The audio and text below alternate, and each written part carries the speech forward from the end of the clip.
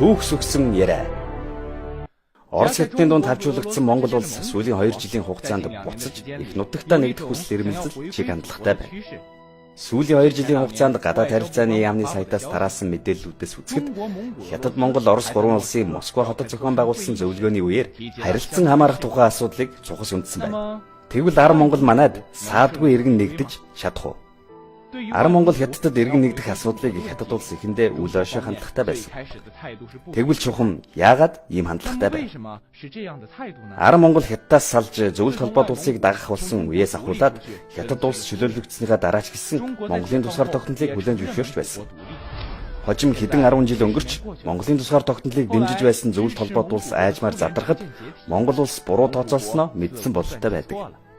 Өдгөө Монгол улсын иргэдийн амьдрал Хятадынхаас хол зөрүүтэй. Бүр Хятадаас зээл тусламж хүсэх хэмжээнд хүрсэн. Монголчууд Хятадд угаасаа их илэгтэй. Гэвч Хятад улс Монголыг буцааж авч хараахан болохгүй байна. Юуны өмнө бид эхлээд сүүлийн хэдэн жилийн турш Монгол улс чухам яагаад Хятадд нэгдэх хүсэлтэй байгаад байгааг тунгаая.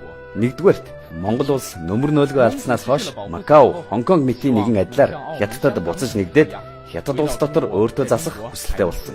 Гэхдээ Хятад улс Монголыг хөгжүүлэхэд зүгээр туслаад явж бас болно шүү дээ. Хоёрт Монгол улс үнэхээр газрын баялаг сэлт ихтэй. Гэвч эдгээр баялагаа нээж ашиглахад мөн л хөрөнгө оруулагч хэрэгтэй. Энэ тал дээр их газрын Хятадын төрлийн хөрөнгө оруулалтын компаниуд бүгд л боломжтой.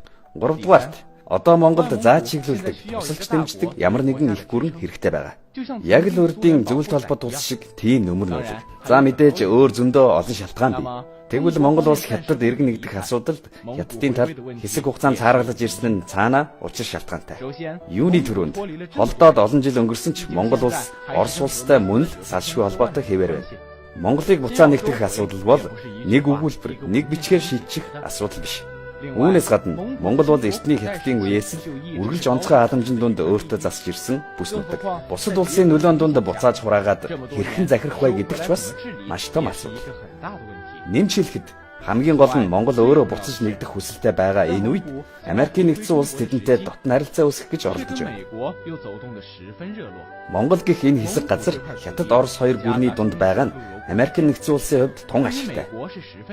Тиймээс Америкийн нэгдсэн улс ч гэсэн энэ бүс нутаг руу бар луга Миран гэтэж байгаа.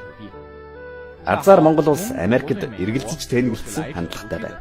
Тиймээс нөхцөл байдал хэдий эвгүйч гэлээ. Хэрв Монгол улсыг буцаан авч чадвал манай улсын хөлийн бүст үнэхээр чухал ач холбогдолтой. Харин гадаад Монгол тэдний гараас атгах аваас Хятад улсын зүрхэн тушаа занал хийлгэх тун аюултай бүс болж магадгүй юм. Энэ асуудал тун ярвахтай учраас юу болохыг чимээгүй хүлээж л суй да.